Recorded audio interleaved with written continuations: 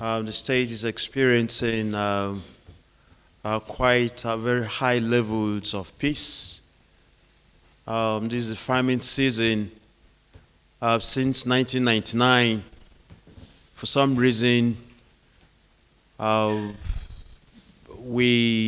people paid less attention to farming.